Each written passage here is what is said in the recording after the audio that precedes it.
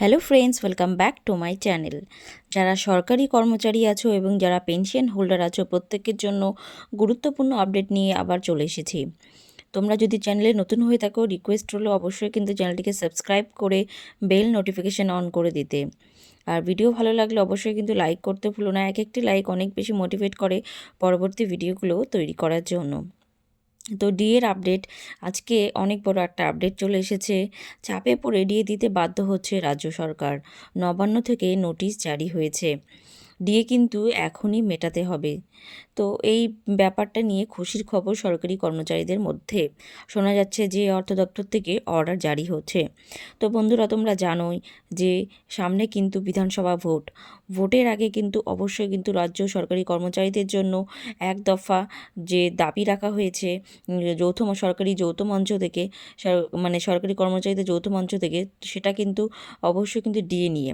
সেই ডিএ কিন্তু অবশ্যই কত শতাংশ হতে চলেছে সেটা নিয়ে জল্পনার শেষ নেই। প্রচুর রিপোর্ট অনেক অনেক কথা বলছে, 4%, 8%, 14%, 20%। তো বিভিন্ন রিপোর্টে, বিভিন্ন নিউজে বিভিন্ন রকম খবর প্রকাশিত হচ্ছে। তো সেই মোতাবেক কিন্তু আমাদের বিভিন্ন আপডেট দিতে হচ্ছে। তো তোমরা অবশ্যই জানো কিন্তু ভোটের আগে সরকার প্রত্যেকবার কিন্তু চেষ্টা করে সরকারি কর্মচারীদের খুশি করার।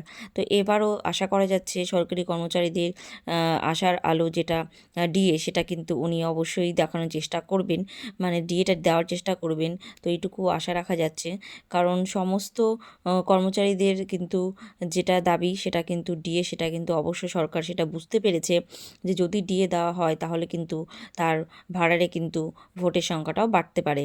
তো এই বিষয়টা কিন্তু ইঙ্গিত দিচ্ছে যে সামনে কিন্তু ডিএ বাড়তে চলেছে। এখন কত শতাংশ ডিএ বাড়তে চলেছে সেটাই কিন্তু এখন লাখ টাকার প্রশ্ন। ডিএ কিন্তু যতটা সম্ভব বোঝা যাচ্ছে 8% দিয়ে কিন্তু বাড়তে চলেছে।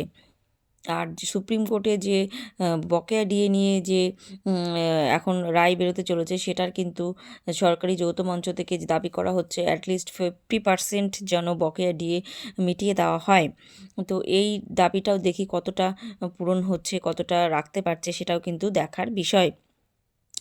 কারণ ইতিমধ্যে তোমরা জানো যে সামনে কিন্তু হতে চলেছে বাজেট, সেন্ট্রাল বাজেট কিন্তু গতকাল হয়ে গেছে। আর আগামী 5 তারিখে কিন্তু হতে চলেছে রাজ্য বাজেট। তো 5ই ফেব্রুয়ারি রাজ্য বাজেটে কিন্তু প্রত্যেকবার ডিএ ঘোষণা হয়ে থাকে। তো এবার এটাও দেখার বিষয় যে বাজেটে ডিএ ঘোষণা হচ্ছে কিনা। তো এইটুকু আশা করা যাচ্ছে বাজেটে কিন্তু ডিএ ঘোষণা হলেও হতে পারে। ভোটের আগে হয়তো বা ডিএ দেওয়া হবে, কিন্তু বাজেটেই কিন্তু ঘোষণা হবে যে কত শতাংশ ডিএ অবশ্যই দিতে চলেছে সরকার। ডিএ কিন্তু অবশ্যই ঘোষণা হবে, কিন্তু ঠিক কত শতাংশ সেইটাই কিন্তু প্রশ্ন। তো তোমরা কিন্তু অবশ্যই নজরে রাখবে এবং আপডেট থাকবে যে বাজেটের আগে কিন্তু ডিএ ঘোষণা হচ্ছে, মানে বাজেটেই ডিএ ঘোষণা হচ্ছে, বাজেটের আগে সেরকমই খবর। তো তোমরা কিন্তু অবশ্যই কিন্তু চ্যানেলে কিন্তু খবর রাখতে পারো, মানে সাবস্ক্রাইব করে রাখতে পারো এরকম আপডেট সবার আগে জানার জন্য। যখনই কোনো আপডেট আসবে তখনই কিন্তু আমরা অবশ্যই তোমাদের জানানোর চেষ্টা করব। যদি ভালো লেগে থাকে অবশ্যই কিন্তু সাবস্ক্রাইব করে দিও, বেল নোটিফিকেশান অন করে দিও। দেখা হচ্ছে নেক্সট কোনো ভিডিওতে। টিল দেন সবাই ভালো থেকো, সুস্থ থেকো। Thanks for watching.